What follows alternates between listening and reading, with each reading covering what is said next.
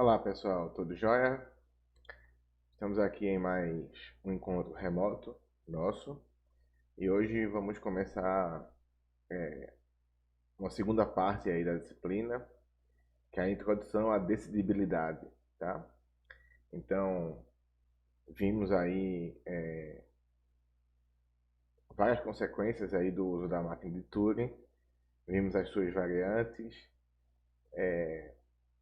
trabalhamos aí com uma definição de algoritmo que está diretamente associada, né, com descrições de máquina de Turing e vimos como a gente pode trabalhar essas terminologias aí, né, em um nível mais alto, mais médio e mais formal, né?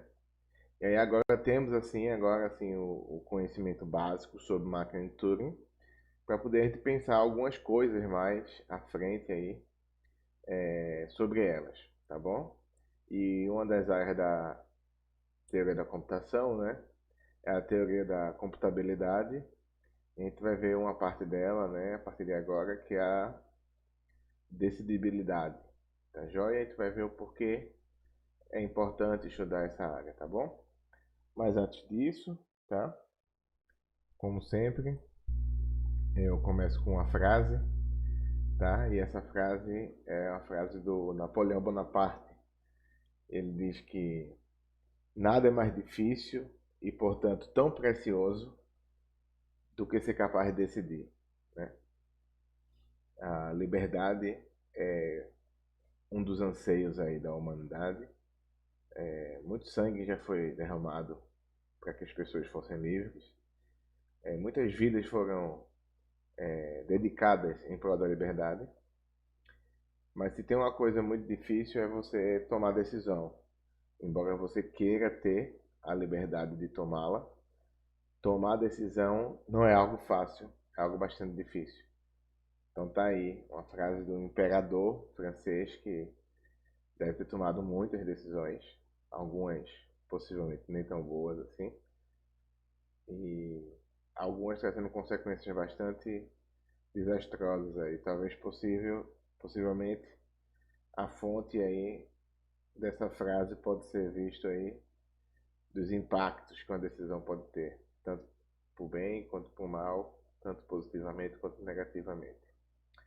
Mas joia, coloquei uma frase sobre decisão, tendo em vista que a gente vai falar sobre mais uma área aí da teoria da computação, a decidibilidade, né? E aí, a, temos vários propósitos aí na teoria da computação, né? Alguns deles é conhecer o poder dos algoritmos, né? E aí, obviamente, para você conhecer o poder do algoritmo, você tem que saber o que é um algoritmo, né? E saber o que é que está diretamente associado a ele. A gente associou a ideia de algoritmo agora com a ideia de máquina de Turing, né? A descrição de uma máquina de Turing é um algoritmo. E aí a gente quer, na realidade, explorar os limites da solubilidade algorítmica. Então a máquina de Turing é poderosa, a gente já viu até algumas potencialidades dela. A gente viu que ela consegue reconhecer linguagens regulares, ela consegue reconhecer linguagem livre de contexto, ela consegue fazer multiplicações, ela consegue fazer verificação de igualdade de duas cadeias, né? Ela consegue até verificar, fazer processos de verificação e decisão, por exemplo, com objetos mais complexos, como por exemplo grafos.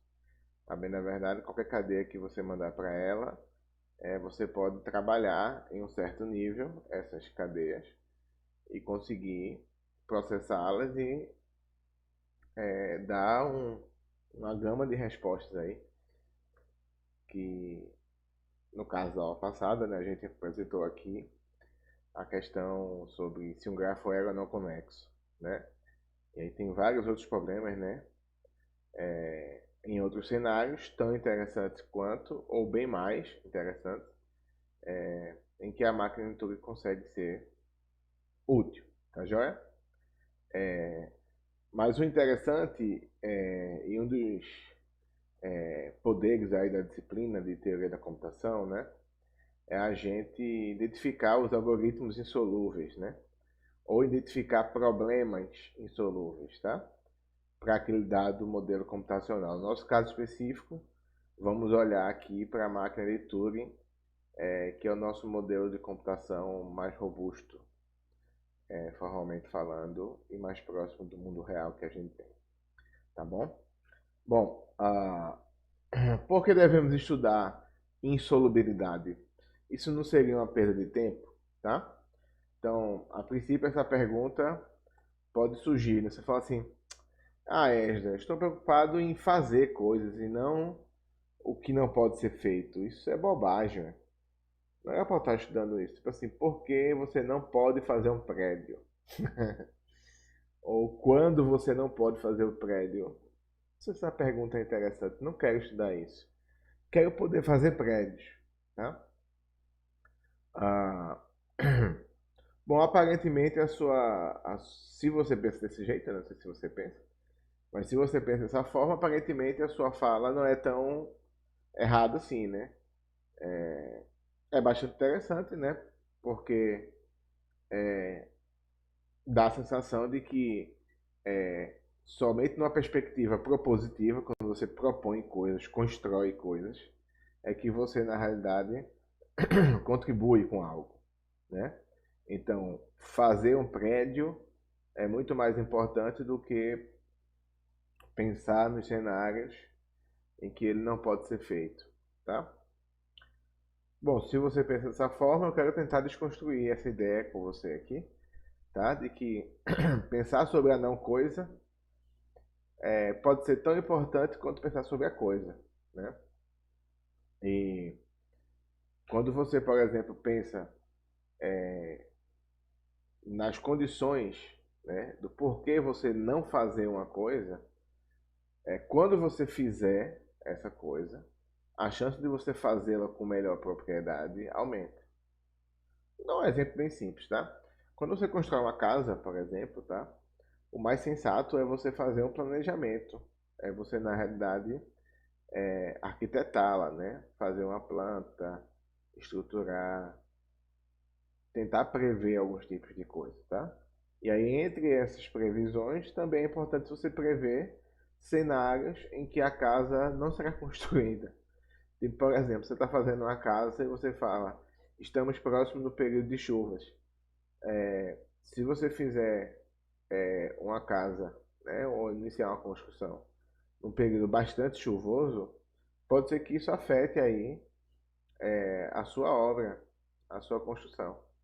E aí, o fato de você pensar na não casa ou nas possibilidades de não se fazer uma casa, vai evitar que você, na realidade, caminhe por esses percursos numa realidade concreta, né?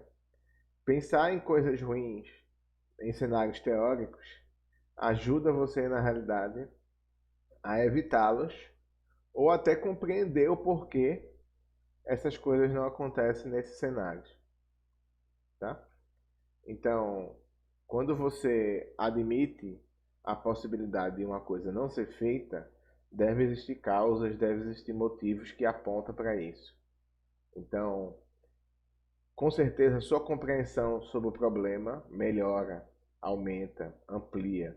Você aprofunda o seu conhecimento sobre aquele dado problema, porque você sabe até as condições ou os cenários, quais são as possibilidades existentes dele ser realizado ou não, dele ser concretizado ou não. Então, pensar sobre a não coisa, tá? É importante até para você poder propor uma coisa e no final ela conseguir ser feita, tá bom? Então, a etapa de planejamento, ela é bastante importante, até para você, por exemplo, propor coisas que são factíveis de serem feitas, né? Na teoria da computação existem alguns problemas que nós já sabemos que são problemas insolúveis por máquina, tá? Então, uma vez você tendo conhecimento da insolubilidade de alguns problemas, você não deveria, na realidade, propor algumas soluções se você souber de antemão que elas são insolúveis, dadas aquelas condições que você está tratando. Então, por exemplo, não dá para fazer uma ponte de 20 metros com um tijolo, tá? Se você já sabe isso de antemão, não era nem para você propor isso. Era para você já desistir dessa solução e pensar numa solução que seja mais coerente com a sua realidade. Então, propor cenários alternativos a opções insolúveis é sim uma competência de um bom projetista. Não importa que nível de projeto você esteja trabalhando. Projeto de software, construção, qualquer coisa. Então, ter o conhecimento da não coisa é importante para você projetar a coisa. Tá?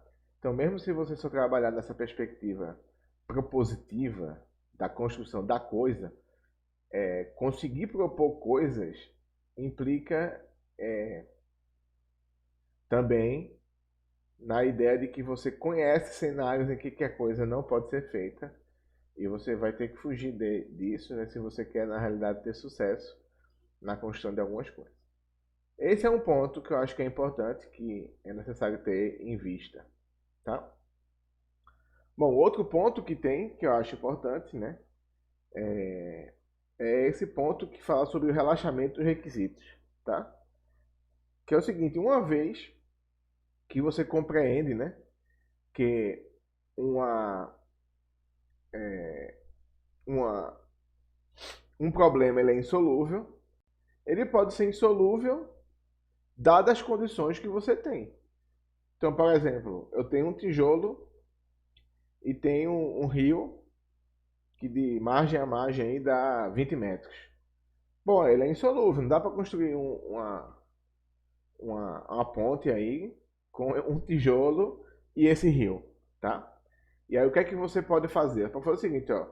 Se eu conseguir relaxar esses meus requisitos, se eu conseguir mexer nessas variáveis, eu posso criar cenários em que o problema deixa de ser insolúvel e passa a ser solúvel.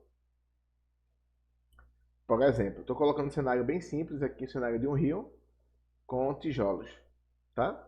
Então você fala assim, ó, por exemplo, um tijolo não dá, mas se você me der, por exemplo, 10 mil tijolos, opa, 10 mil tijolos a gente já pode conversar aí, tá? Então, se você me permite eu relaxar, eu mexer nesses requisitos, a partir de um certo número de tijolos, vamos supor aqui 10 mil, sei lá, bom, eu consigo com esse rio aqui criar essa ponte. Ou então fala assim, ó, um tijolo não dá para fazer com esse rio aqui.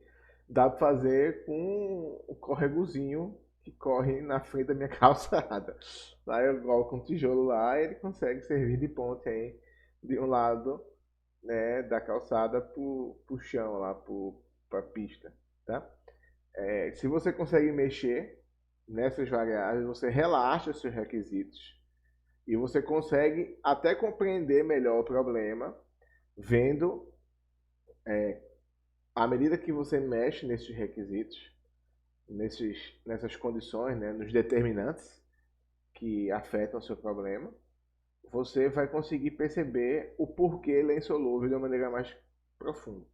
Então você fala assim, ó, aumentando a quantidade de tijolos, né, esse problema potencialmente deixa de ser insolúvel. Se você diminui a quantidade do rio, a largura das margens, né, ele deixa de ser rio, vira córrego, vira um filetezinho de água passando por algum lugar. Eu também contribuo aí para que esse problema deixe de ser potencialmente insolúvel, tá? Então ele passa a ser potencialmente solúvel, tá? Então eu relaxo esses requisitos, tá? E aí algo interessante para você também que está associado com o primeiro também de certa forma, tá? É que por que devemos estudar insolubilidade? É porque é importante a gente conhecer as limitações dos nossos modelos computacionais, tá? Então existem sim alguns alguns requisitos, tá? que você pode mexer, que você pode alterar, tá? Bom, mas tem outros requisitos que não. E talvez, por exemplo, você está preso com a sua máquina de Turing, né? Na sua versão mais tangível da máquina de Turing, por exemplo, seu computador, tá? Seu smartphone. E aí tem algumas limitações deles que você não tem como fugir. Essas limitações estão dadas, tá? É a limitação do modelo computacional, tá? E aí esse requisito não é configurável. Ele não é passível de ser modificado. Ele é dado. Você tem que usar ele, tá? Então, ou você relaxa outros requisitos, ou você conhece, e aí isso também é um resultado importante da teoria da computação, até onde aquele modelo vai. Até onde o modelo computacional vai. Por exemplo, temos consciência hoje, né? E vocês que, bom, quem fez aí linguagens formais, né, e autômatos, tem o conhecimento de que autômato finito determinístico, autômato finito não determinístico, expressões regulares, são todos modelos computacionais que lidam com um conjunto de linguagens, as linguagens regulares, tá? Então, a potencialidade desses modelos está nesse grupo de linguagens aí, linguagens regulares. Qualquer linguagem que seja regular vai ser reconhecida por qualquer um desses modelos, tá? Qual é a restrição? Bom, tem linguagens que não são regulares e qualquer linguagem que não seja regular não consegue ser reconhecida por esse modelo, tá? Aí tem algumas linguagens não regulares que são livres de contexto. E aí você tem um conjunto maior, né, linguagem livre de contexto, que aí você tem outros modelos computacionais que conseguem abarcar aí né? Vou voltar para o papel aqui, só para lembrar vocês aí, não sei se vocês se recordam, né? Mas aí tem, acho que eu devo ter apresentado isso no primeiro dia de aula, eu acho, mas eu vou apresentar novamente, né? Então você tem aqui né, o pessoal até chama de hierarquia de Chomsky, né? Estou fazendo aqui, na realidade, um esboço dela, a hierarquia de Chomsky para trabalhar diretamente com os níveis de gramática, né? Mas aqui eu vou trabalhar com as linguagens regulares, né? Eu vou pegar a setinha e colocar aqui, né? Linguagens regulares, tá? E aí as linguagens... Ué, deixa eu olhar aqui o nosso papel. Só um momentinho, tá? Bom, voltei aqui. Acho que agora vocês devem estar vendo aí, né? A, o meu conjunto aqui, tá? Chamando isso aqui de linguagem, conjunto das linguagens regulares, tá? E aí eu tenho alguns modelos computacionais que estão associados aí a essas linguagens regulares, né?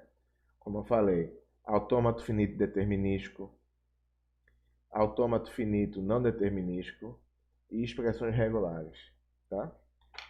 São os modelos associados ao reconhecimento dessas linguagens, tá?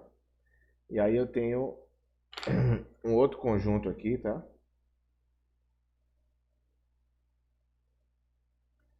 Que são o conjunto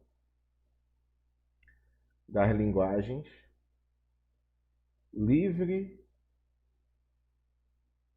linguagens livres de contexto, tá?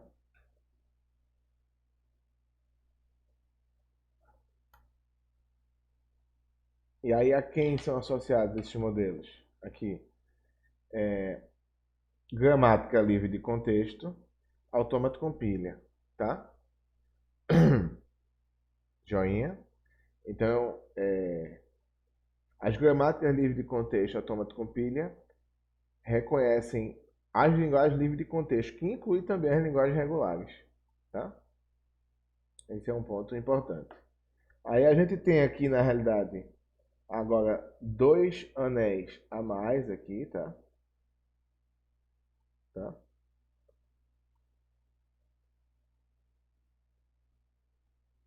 Vou fazer esse um pouco maior aqui. Não sei se vai ser mais claro. Esse primeiro aqui, tá? São das linguagens decidíveis, tá? Isso é, existe uma máquina de Turing que decide essa linguagem, tá? E aí tem esse conjunto maior aqui, que é o de linguagem, das linguagens Turing reconhecíveis, tá?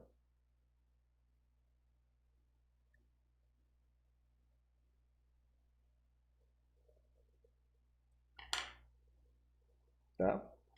Essas duas aqui são máquinas de Turing, né? E as suas variantes, né? Máquina de Turing multifita, enumerador, máquina de Turing não determinística, entre outras, tá? O que vai diferir essa linguagem decidível para essa linguagem aqui, a Turing reconhecível, é que eu garanto construir um decisor, construir uma máquina de Turing que não importa a entrada que você manda para essa máquina, a computação vai encerrar em algum momento. Pode demorar, mas vai encerrar. Tá bom? Esse é um ponto. Ah, e aí, quando você somente consegue construir uma máquina de Turing que reconhece a linguagem, essa linguagem vai ficar presa nessa região aqui. Tá? Tá joia? Bom, quando estamos trabalhando com o problema de decidibilidade, estamos preocupados com essas linguagens aqui. Tá? Todas as linguagens decidíveis. Tá joia? Todas as linguagens decidíveis. Tá? E aí, bom, por exemplo, as linguagens regulares são decidíveis. A gente não provou isso ainda, mas pode provar. Tá? Todas as linguagens livres de contexto são decidíveis. Tá? Mas tem problemas que não são decidíveis. Tá? Ah, esse é um ponto importante. E, bom, por que é interessante a gente pensar, né, nos problemas decidíveis, né? Deixa eu ver se eu coloquei isso aqui mais à frente. Isso. Por que são úteis, né, os problemas decidíveis?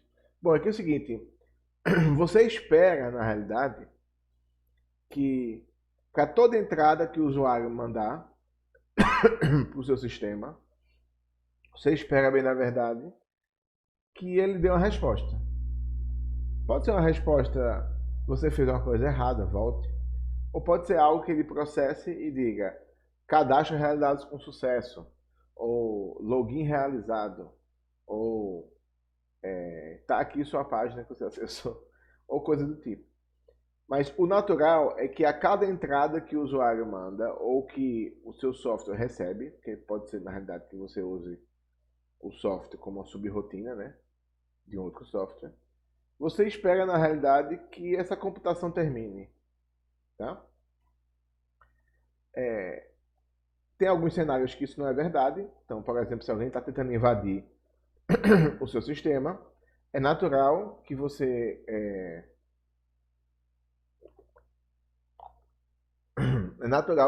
queira que essa tentativa de invasão seja frustrada. Então, você quer na realidade que esse software até breque essas tentativas, e se essa máquina entrar em loop, né, porque a pessoa está tentando de maneira errada acessar o sistema, até é um comportamento desejado, tá? Mas muitas linguagens decidíveis estão associadas com aplicações, tá? E assim, algo bastante interessante é que vai ser natural você pensar, por exemplo, em complexidade de algoritmo, se o seu problema for decidível, tá? É mais natural. Por que você está falando isso? Porque se você está pensando numa perspectiva de pior caso, por exemplo, quem pegou a análise de algoritmo já deve ter visto algumas análises, né? De complexidade de tempo, de pior caso, coisas do tipo. Então, qual é o ponto que tem? Se você quer analisar o custo computacional de uma dada aplicação, um dado algoritmo, tá? Bom, você espera na realidade que não importa a cadeia de entrada. Qualquer cadeia que você mandar, a computação vai encerrar em algum momento. Se isso não acontece, se você não consegue garantir que a computação vai encerrar, não importa a cadeia, então o pior caso vai ser o loop infinito, tá? Se o pior caso é o loop infinito, a complexidade do seu algoritmo, no pior caso, é infinita, em termos de tempo. Então, seu algoritmo pode começar a executar e não parar mais nunca.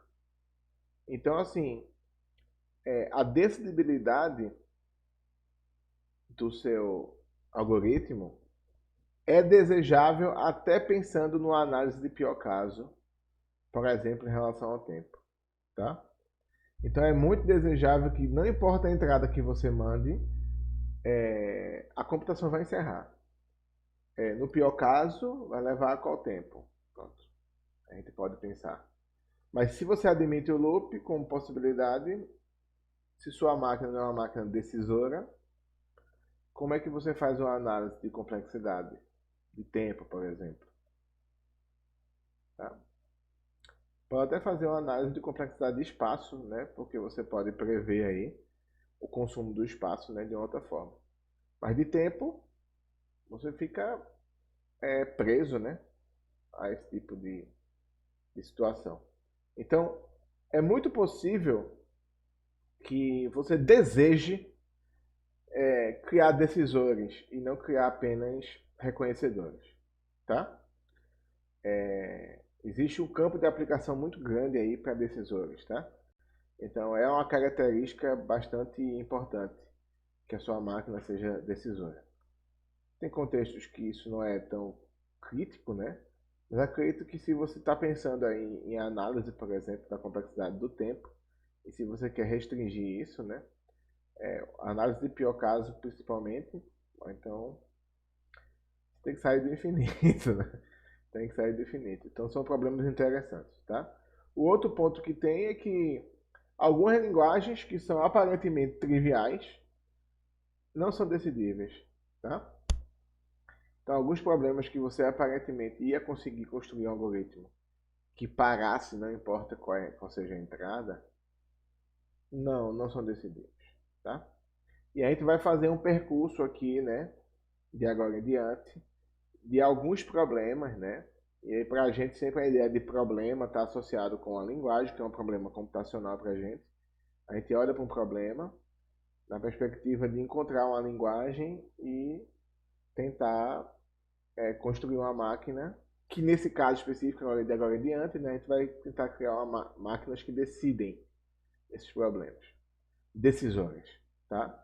Porque a gente está preocupado aí com o problema da decidibilidade, tá? Então, algo importante é o seguinte também, né? Deixa eu voltar para o papel aqui antes de falar sobre o problema da aceitação, né? Então, algo importante também é o seguinte, é que já tinha falado isso, eu acho, em outro momento, mas fazer essa esquemática ajuda você a visualizar um pouco. Então você tem um problema, tá? Tá? Joia. E aí você, se ele for passível de ser convertido, né? Ou melhor, né? Modelado, né? Por uma linguagem, então você tem uma linguagem associada a esse problema, tá? E aí, bom, resta duas perguntas. Essa linguagem, ela é Turing reconhecível apenas, tá?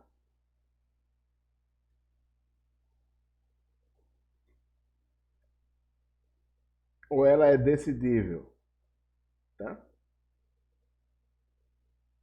Joia? Bom, se ela for apenas tudo irreconhecível, você fica preso aqui. Se for decidível, tá? É bom, né? Se eu quiser tomar uma decisão aqui, né? Fazer até isso aqui, né? Aquela caixinha do... Aquele losangozinho, né? Que é o losango da pergunta, né? Então, essa linguagem é decidível, tá? Bom, se sim, vem pra cá, né? Se não, vem pra cá. Aí, se sim, eu faço a pergunta aqui, né? Não é nem uma pergunta tão simples. Mas só quando eu vejo que é decidível, aí eu consigo passar para uma outra pergunta aqui, que é: qual é a complexidade? Tá?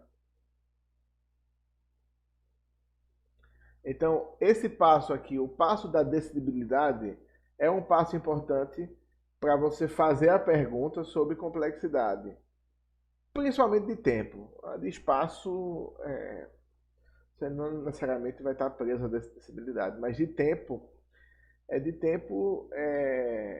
principalmente na análise do pior caso, né? Mas no pior caso, você, se não for decidir, você fica num cenário muito bobo, né? O cenário do análise do pior caso sempre vai ser infinita. Então, se tiver alguma análise do caso médio, do melhor caso, tudo bem. Você consegue filtrar algumas entradas e trabalhar, né? Mas admitir a possibilidade, né? Se só a linguagem está presa exclusivamente nesse ramo aqui, é uma linguagem exclusivamente tudo reconhecível, ela não é decidível, né? É bom, você pode ter problemas aí na sua análise aí futura desse algoritmo, tá bom? Joia? Então, bom, um dos problemas que a gente vai ver aqui na disciplina agora, nas próximas aulas aqui, é o que a gente chama do problema de aceitação, tá? O problema de aceitação vai trabalhar com a seguinte ideia: a gente vai ter um modelo computacional e uma cadeia de entrada, tá? E a gente quer saber se esse modelo aceita ômega, tá? Então, simples assim. Você tem um modelo computacional, tá?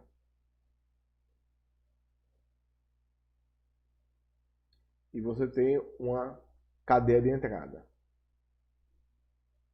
Eu quero saber, aceita?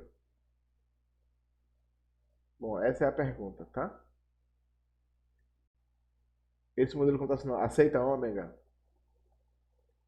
tá? Essa máquina retorna um aceita? Sim ou não? Bom, essa é a pergunta, tá? Esse é um problema clássico. Aí, bom, vai depender, né, do modelo computacional. Esse problema pode ser instanciado a partir de vários modelos computacionais. Mas esse é um problema básico aí, por exemplo, para a gente ir evoluindo até chegar em problemas mais complexos de decidibilidade, tá? Ah, aparentemente, você pode falar assim, ah, tá, como é que eu posso estruturar isso como um problema de decidibilidade? Porque para mim é um problema, tudo bem, eu tenho um modelo computacional, tenho uma entrada, quero saber se aceita ou rejeita. Como é que eu estruturo isso em termos de ah, decisão? Né? Converter esse problema para um problema de decisão. Tá? Então, o problema da aceitação para AFDs, por exemplo, e agora eu estou fazendo um recorte nesse modelo computacional, que ao invés de eu usar qualquer modelo computacional, vou utilizar apenas AFDs, Autômato Finito Determinístico. Tá bom? Então, olha lá. Dado um AFD B de entrada, perdão, dado um AFD B e uma cadeia de entrada ômega, quero saber se B aceita ômega. Restringir o meu problema, tá? Beleza? Não é qualquer modelo computacional. Agora eu estou de olho só em autômatos finitos determinísticos. Tá bom? E aí, bom, se você ainda não conhece os autômatos finideterminísticos, é necessário que você dê uma revisada, ou dê uma estudada, no caso, né, se você não conhece ainda, nos livros de autômatos, teoria da computação, sobre o que é um autômato finideterminístico. Então, eu recomendo o capítulo 1 do livro do Sipser, tá? Tem uma introdução muito boa sobre eles, tá bom? Ah, e aí, é, algo muito importante que a gente vai fazer aqui muito durante a disciplina, demais, demais, demais, como eu já falei na aula passada, é nós olharmos um problema e perceber como nós modelamos esse problema para uma linguagem, tá? Então, como pegar esse problema e fazer a modelagem desse problema para uma linguagem. Então, veja, criei aqui, na realidade, uma linguagem com o nome AFD, tá joia? Em que AFD é o quê? É formada por todas as codificações de pares. Aí quem são os pares aqui? É um AFD e uma cadeia, tá?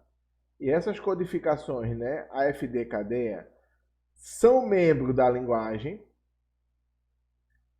se B for um AFD que aceita a cadeia de entrada ômega, tá? Então, bom, a gente tem que ver aqui o que significa essa linguagem AFD. Tem que visualizar bem isso. Tem que dar uma olhada boa para você não confundir o que está sendo posto aqui. Lembrar que isso aqui representa a codificação, tá?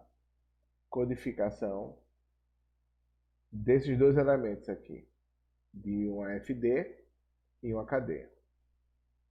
Então vamos lá, tá?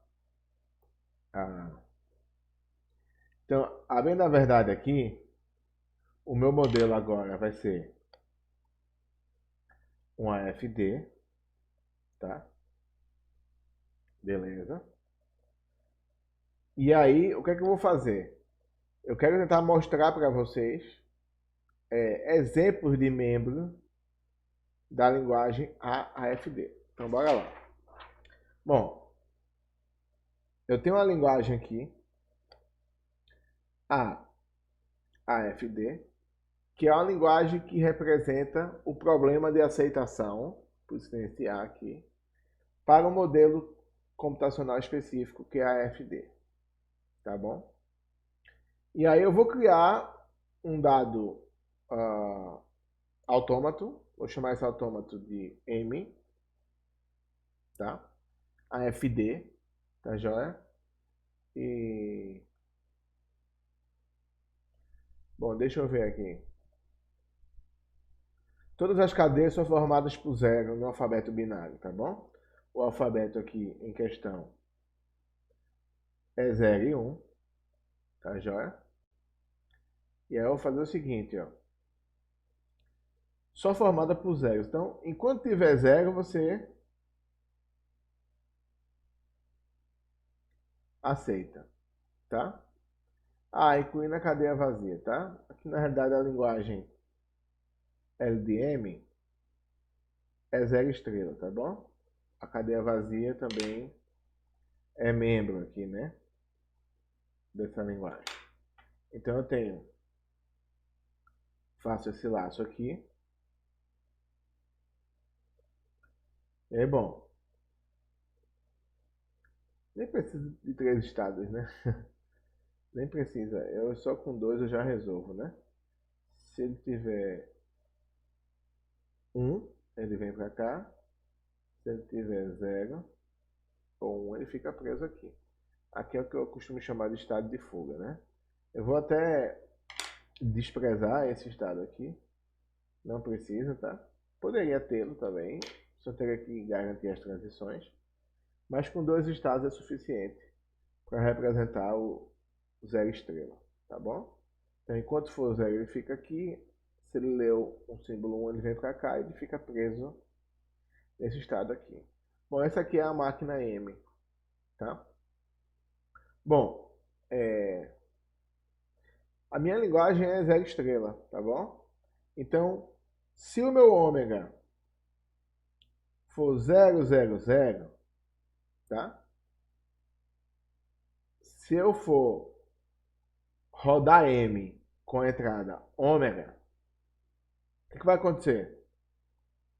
0, 0, 0. M vai aceitar a cadeia ômega, tá certo? Opa, eu tenho uma FD M, tá? E tenho uma cadeia 000, tá? Se M aceita 000, então eu posso dizer que o par M 000 é membro da linguagem AFD, tá? Porque M é uma FD e 000 é uma cadeia que é aceita por ele, tá? Lembrar que tudo isso aqui, ó, tudo isso aqui, ó, tá entre, ó, abre e fecha ângulo. É uma codificação desses dois elementos, tá? Então, isso aqui é uma cadeia, tá? É uma cadeia que está representando uma AFD, representando também a cadeia que por ele é aceita. Bom, se eu tiver uma outra cadeia, eu vou chamar essa cadeia aqui de ômega linha 0001, por exemplo, tá? Eu sei que ômega linha não pertence à linguagem dessa máquina, tá? Ômega linha não é aceita por M, tá joia? Então, a cadeia, né, codificada, né, com o par M0001 não pertence à linguagem de AFD, porque AFD tem que ser uma codificação de um AFD, M é um AFD, tudo bem, tá? Joia. Mas essa cadeia aqui não é aceita por M, tá? Então essa cadeia aqui está fora dessa linguagem, tá bom? E se eu criasse outros modelos computacionais aqui, tipo AFN, autômato com pilha, também não estariam aqui dentro, beleza? Não importa qual cadeia você colocar, porque essa linguagem aqui só aceita como par codificado, né? Um AFD e uma cadeia que é aceita por ele, tá? Então, as cadeias dessa linguagem aqui são cadeias com codificação de dois valores. Um AFD, e aí é um objeto complexo, né? E uma cadeia, que é a cadeia que por ele é aceita. Tá bom? E aí surge a pergunta, qual é o cheirinho aí? Qual é o cheirinho dessa codificação aqui, tá? Então, o que é que seria essa cadeia aqui? Como é que eu poderia codificá-la? Tá? Bom, você pode codificar de várias formas. Eu vou apresentar uma codificação possível, tá? Para ela aqui, tá? Então, eu estou aqui apresentando para vocês a codificação, uma das possíveis, tá? De M000, tá? Então, bom, eu posso representar essa cadeia como um par, tá? Em que o primeiro objeto desse par é um AFD, tá? Um AFD é uma 5-upla, tá? Nesse caso específico, esse AFD foi dado, né? Eu vou dar nomes aqui para o estado para poder facilitar a minha vida. Eu vou chamar Q1 e Q2, tá certo? E aí eu vou ter aqui, na realidade,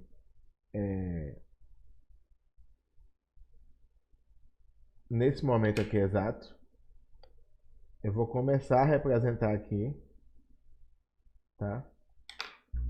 O meu FD, tá bom? Então eu vou colocar aqui, ó. Vou abrir um parênteses, porque é uma sincupla, tá? Um parênteses, uma sincupla. E vou fazer aqui, ó. Primeiro, conjunto de estados. Q1 e Q2, tá? Segundo elemento, função delta, tá? A função delta eu vou representar aqui como um conjunto,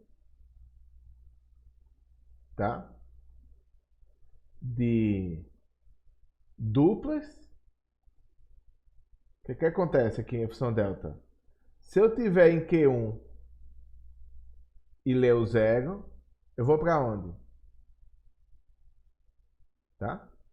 Então eu vou ter aqui um conjunto dos dois valores de entrada, Q1 ao ler 0, vai para onde? Q1 ao ler 0, vai para Q1. Eu vou representar por triplas as duas entradas, tá? E a imagem respectiva dessa entrada, tá? Então eu vou ter na realidade Q1 ao ler 0 vai para Q1, ponto e vírgula. Q1 quando lê 1 vai para Q2, ponto e vírgula. Eu já resolvi Q1 aqui, né? Aí eu tenho Q2 ao ler 0 vai para onde? Vai para Q2. E Q2 ao ler 1 vai para Q2. Q2 é um estado de fuga, então ele fica... Tá? Aqui eu vou fechar isso aqui, tá? Fechar esse conjunto aqui, tá certo? Então eu tenho Q, conjunto de estados, tá? Eu tenho minha função delta. Eu tenho que ter também o sigma, que no caso aqui, sigma é 0,1, tá? Eu tenho que ter meu estado inicial, que no caso é Q1, tá? E um conjunto de estados finais, que eu vou ter que colocar aqui embaixo, porque infelizmente não dá mais para colocar, que é um conjunto que tem apenas Q1. Então, ó, tudo isso que eu coloquei aqui, tá? Tudo isso que eu coloquei com esse colchete aqui um pouco maior aqui, tá? Minha ideia era nem fazer um colchete, era fazer uma caixa aqui, tá?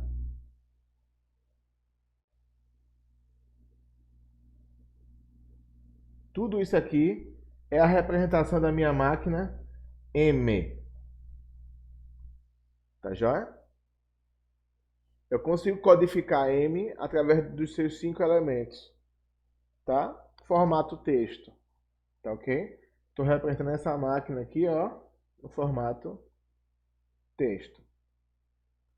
Tem outras formas de eu codificar o delta, tá? Codifiquei dessa forma, garanto todos os elementos e quando você processar o seu FD, você vai ter que, na realidade, entender que os dois primeiros elementos da tripla são as entradas e o terceiro elemento da tripla é a saída, tá bom? E como é que eu resolvo o 00 aqui, né? Eu tenho que fechar isso aqui, né? Fechar o parênteses aqui. Eu abri o parênteses. Aí eu tenho que fechar aqui. Tá? É um par. Bom, vai ficar meio estranho aqui, né? Não vou conseguir. Bom, espero que vocês entendam o que eu vou fazer aqui agora, tá? Então, fechei o par aqui. Aí o que é que falta aqui? Falta só o outro elemento, que é você colocar o 000, que é a cadeia, e aí não precisa de uma codificação extra, porque é uma cadeia comum, basta você colocar. E como eu estou representando essa codificação como uma dupla, que é a codificação de M com 000, então eu vou aqui, fecho essa dupla e foi, tá? Então eu tenho aqui a codificação de M, tá? Completa. E eu tenho a codificação de ômega, que é o próprio ômega. Não, nem precisa codificar de uma maneira específica, porque ela praticamente já está na sua versão mais primitiva, tá? Aqui, esse objeto aqui, né, o meu AFD, eu tinha que representá-lo, na realidade, por meio dos seus elementos. Por que eu fiz essa etapa aqui, né? Apresentei um cheirinho de uma cadeia, que é membro do AFD, tá? E mostrei aqui que é possível codificar. Para você perceber que, na realidade, isso que está aqui é uma cadeia, tá? É uma cadeia, tá? Que é a codificação de um AFD com uma cadeia que é aceita por esse AFD. Aí essa parte que é uma parte meio complicada aí, que é uma parte de abstração importante, é que você tem a cadeia que é membro de AFD, é uma cadeia, porque AFD é uma linguagem, tá? Então, entender que toda essa codificação aqui é uma cadeia, tá joia? Importante saber isso. É importante perceber isso. E aí, dentro dessa codificação, tá? Existe uma parte dela que é a entrada de M, que é a entrada que é aceita por M, que é uma cadeia também, tá joia? Beleza? Só tomar cuidado e perceber que tem que dar esse salto aí de abstração, tá? É preciso dar, tá? Então, qual é o interessante nesse processo aqui? É que eu estou recebendo como entrada na minha máquina um modelo computacional, tá? Se eu for criar uma máquina de Turing para lidar com essa linguagem aqui, as cadeias por ela, que são membros dela, né? Vão enviar como entrada modelos computacionais. Descrição de modelos computacionais. Nesse caso aqui, o nível formal aqui, né? Estou representando a 5 UPLA. Aqui. Tá joia? Então, bom, tudo isso aqui, tá? Para dar uma ideia, né? Um cheirinho aí, tá? Dessa linguagem aqui, tá? Beleza?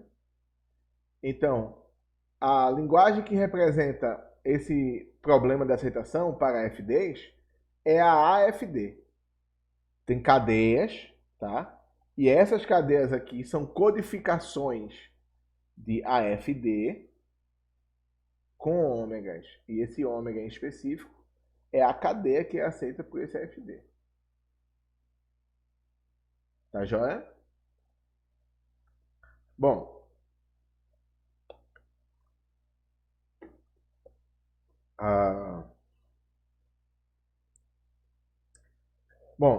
como eu consegui representar esse problema com a linguagem, então ele foi modelado, né, computacionalmente, né, para mim, em termos computacionais, eu consigo agora tratá-lo porque ele é uma linguagem, né? Eu consigo agora falar sobre esse problema, dizer, por exemplo, algumas coisas em nível computacional, porque eu consegui converter esse problema em uma linguagem, tá? E, bom, e o fato que tem a respeito dele, tá? É que eu quero resolver o problema da aceitação para FDs, tá? E aí resolver esse problema, a bem da verdade, é decidir se ômega pertence a AFD, tá? Aí quem é esse ômega aqui? É o par codificado de um AFD com a possível entrada que esse AFD aceita. Se a AFD aceita essa entrada, então ômega pertence a AFD. Então o problema da aceitação, eu quero saber se esse problema é decidível ou não. Tá joia? E aí é o primeiro teorema aí, teorema 4.1, esse 4.1, ele está se referindo ao capítulo 4 aí do livro do Sipser, né? A AFD é a linguagem decidível, tá bom? É verdade isso, tá? O problema da aceitação para AFDs é decidível, tá? E bom, e como é que eu provo isso? Bom, para provar que um problema é decidível, né, você tem que construir uma máquina de Turing que a decide. Essa é uma das definições que a gente viu lá no início, né? Em que quando é que eu digo que uma linguagem de Turing é Turing reconhecível? Quando eu consigo construir uma máquina de Turing que a reconhece. Bom, essa é a definição clássica de linguagem de Turing reconhecível. Uma linguagem de Turing reconhecível se tem uma máquina de Turing que a reconhece. Pronto. Tá? Aí qual é a outra definição? É a definição de linguagem Turing decidível ou apenas linguagem decidível, tá? Se uma linguagem é decidível, então tem uma máquina de Turing que a decide, tá? Se você quer mostrar, quer provar, tá? Que uma linguagem é decidível, você tem que mostrar que é possível construir uma máquina de Turing que decide. Construir um decisor. Construir uma máquina de Turing que não importa a entrada que você manda para ela. Ela nunca para, ela nunca vai entrar em loop. Ela nunca para. Ela nunca vai entrar em loop, tá? Qualquer entrada que você mandar para ela, ela sempre vai parar em algum momento. Pode demorar um tempo grande, isso aí é irrelevante. Contanto que você garanta que a computação vai encerrar em algum momento, tá? Então, a... como é que nós mostramos que a AFD é uma linguagem decidível? Construindo uma máquina de Turing que a decide. E está aqui. Essa é a máquina de Turing que a decide. Uma descrição altíssimo nível, bastante simples, rápida, curta, grossa e direta, tá? Então, ele recebe uma entrada já, tá? B é uma FD e ômega é uma cadeia qualquer, tá? Então aqui é uma entrada codificada, lembra, né, do encontro passado. Então, bem na verdade, essa própria máquina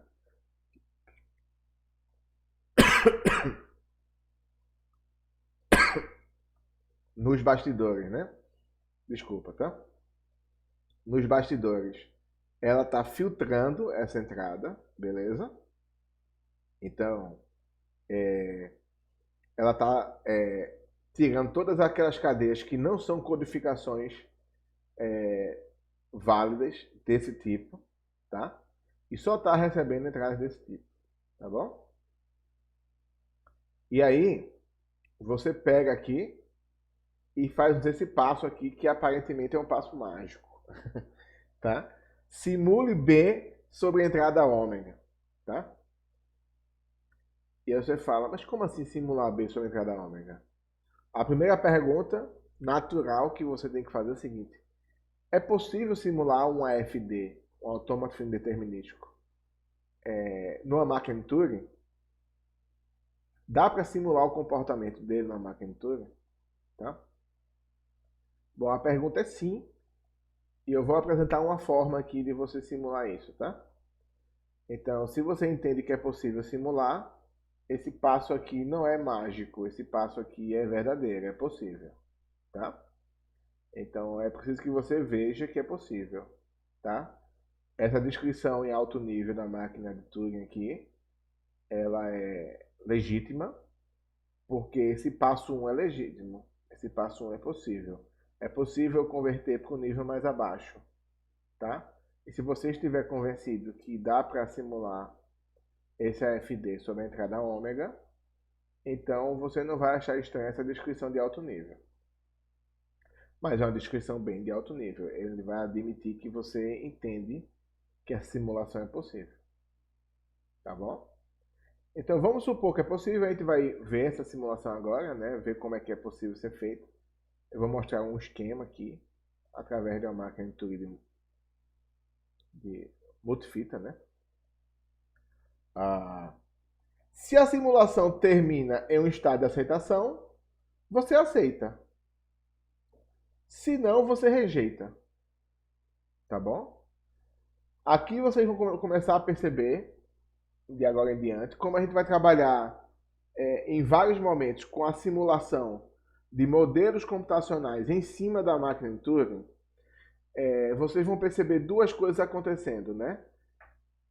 Os aceites da máquina que está rodando e os aceites da coisa que é simulada, tá? Então, vai ter esses dois cenários. Então, eu penso o seguinte, eu tenho essa máquina, que é a máquina hospedeira, vamos dizer assim. Hospedeira. Acho que a palavra está correta. Tá? Aqui hospeda a simulação de B. Tá joia? Então, vai ter o aceite de B, que é o aceite que vai ocorrer dentro da simulação. E vai ter o aceite da máquina que está hospedando. Tá joia? O aceite da máquina que está hospedando, sempre a gente vai dar um destaque maior. Nesse caso aqui está negrito, tá? Para distinguir da máquina simulada para a máquina hospedeira, tá? Então, essa máquina que recebe a descrição de B, ela só aceita se B aceita ômega. Essa máquina M, ela só rejeita, esse rejeito aqui negrito, é um rejeito da máquina M, da máquina de Turing que está simulando, tá? Se B não aceita ômega, se B rejeita ômega, essa máquina rejeita.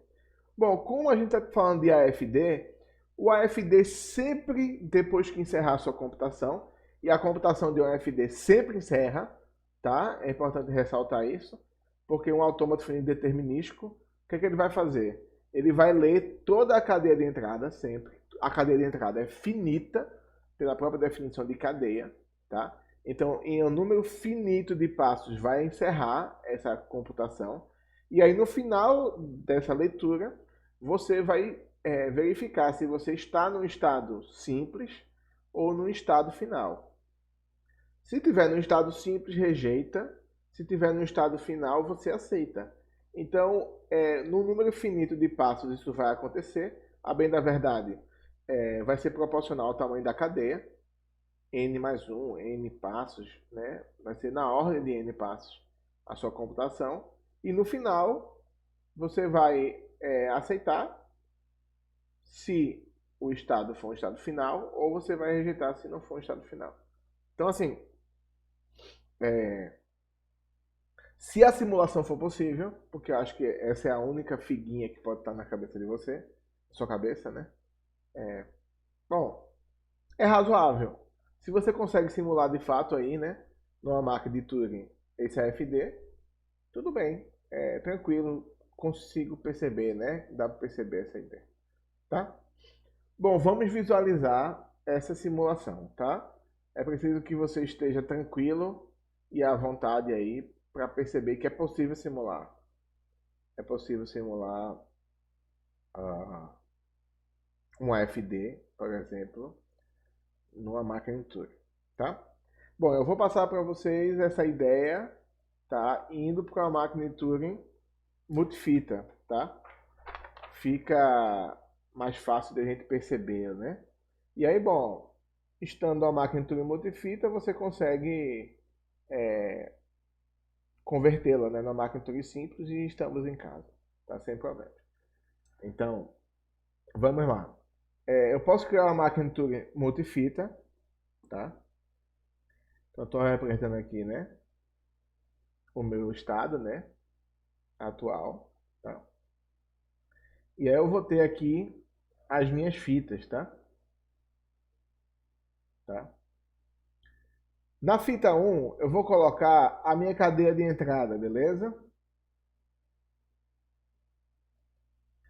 Só para mostrar para você que eu consigo simular o comportamento, ah, ah, simular a execução de uma cadeia ômega numa máquina de Turing, num AFD, tá? Na realidade, a máquina de Turing vai simular a execução de um AFD sob o andar da entrada, tá? Então eu penso o seguinte, ó, eu tenho aqui a minha cadeia, tá? Eu vou colocar aqui, ó, tá? Eu vou fazer isso aqui. Aqui é a codificação, tá? Do meu M. No caso ele está chamando de B, né? Do B, que é o meu AFD, tá? E aqui a minha codificação do meu ômega, tá? Então aqui vai ser a minha entrada, tá?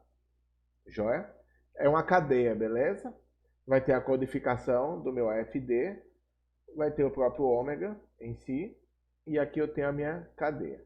O que é que eu vou fazer? O primeiro passo que eu posso fazer aqui é o seguinte: na fita 2, eu vou colocar os estados da minha máquina, tá? Na fita 3, eu vou colocar a função delta.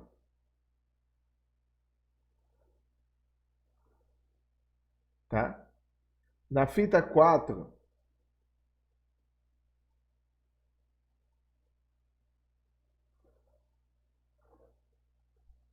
então aqui tem o conjunto de estados, tá? Então aqui eu vou ter a representação aqui do conjunto Q, tá certo? Conjunto de estados. Aqui eu vou ter uma representação, tá? Da função delta, tá joia? E aí com aquelas tripas, por exemplo, outra forma de representação que você estabelecer, por exemplo. Eu estabeleci por triplas, né? Entrada, estados, delta. Eu tenho alfabeto e alfabeto da entrada, né? Então eu tenho um conjunto de símbolos aqui. Aqui é o meu sigma, tá? Eu tenho, vamos lá. Tem garantir mais 3 fitas aqui.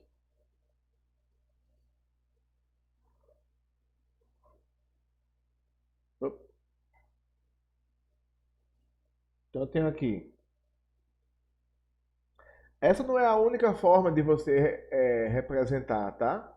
Ou fazer a simulação do AFD em uma máquina de Turing.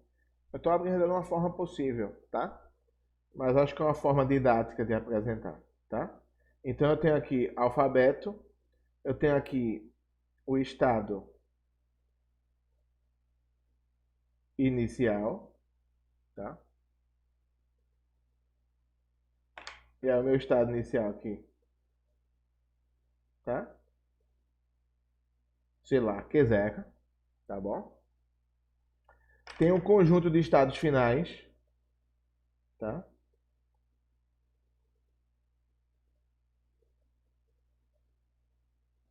Finais. Então ele vai estar aqui. É o conjunto F, né? Normalmente chamado de F aí na descrição formal de um AFD, tá bom? E aí aqui no fim eu tenho a minha cadeia de entrada, a cadeia a entrada, vou chamar aqui de entrada, tá? Vou dizer que ela está representada aqui, tá?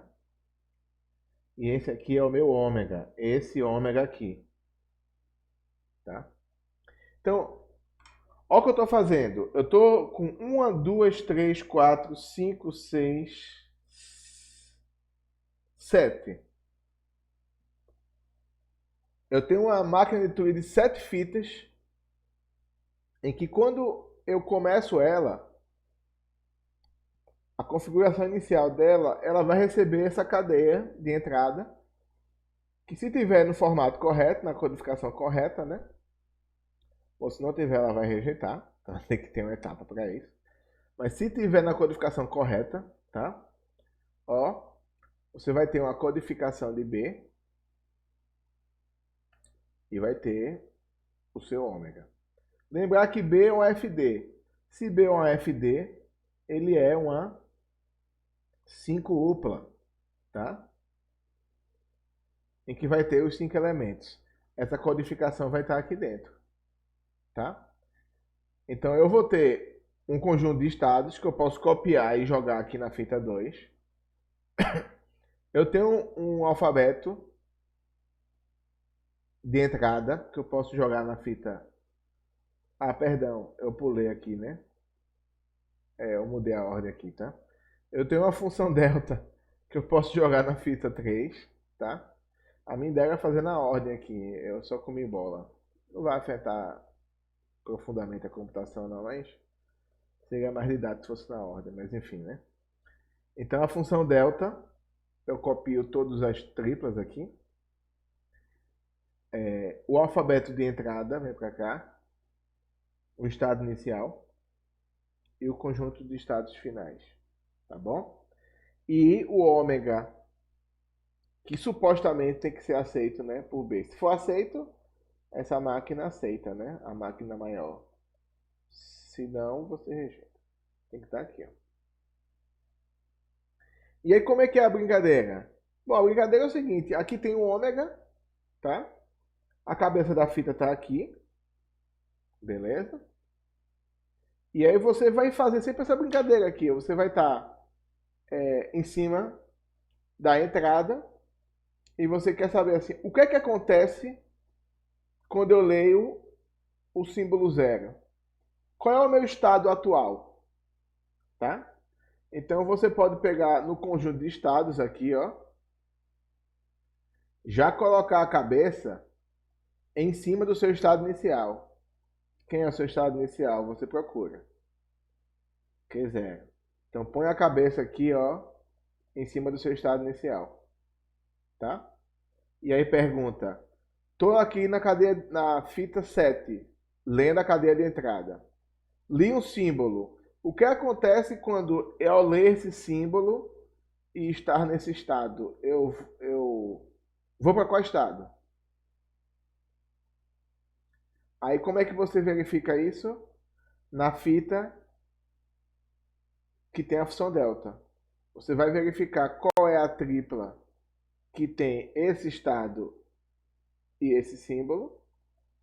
Vai verificar qual é o estado de destino.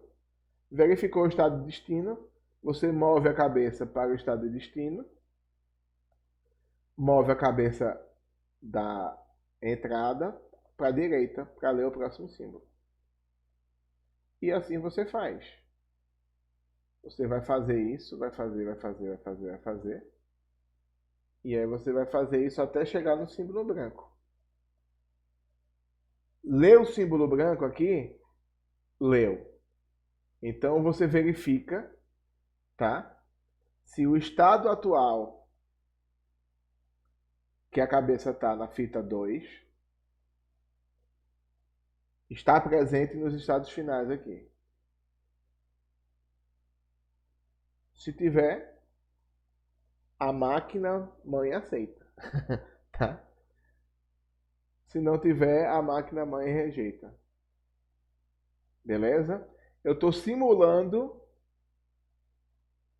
com a máquina de Turing de 7 fitas, tá? Um AFD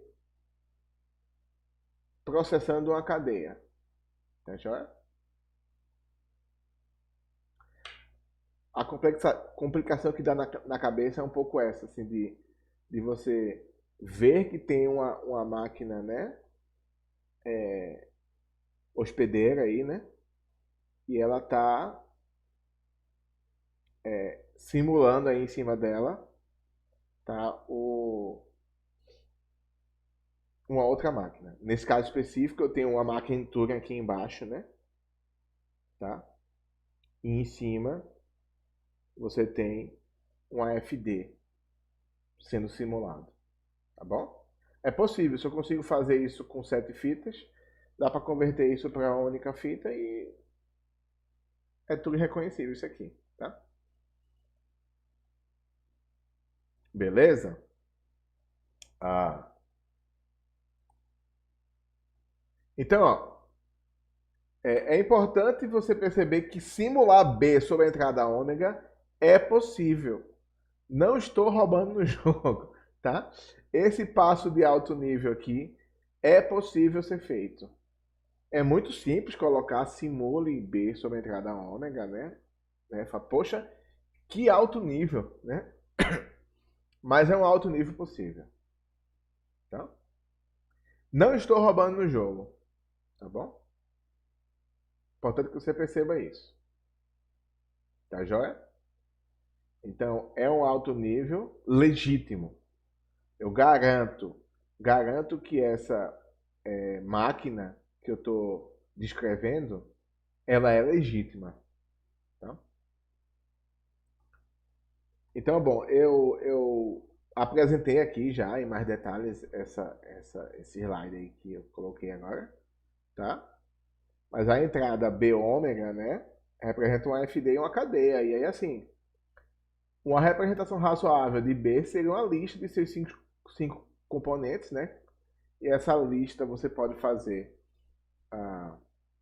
você pode recebê-la, né? E eu apresentei para vocês, né? É uma representação bem razoável mesmo.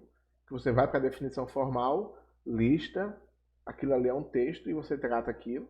E aí eu dei um passo à frente, né? Você pode representar, né, esses componentes, cada um por uma fita.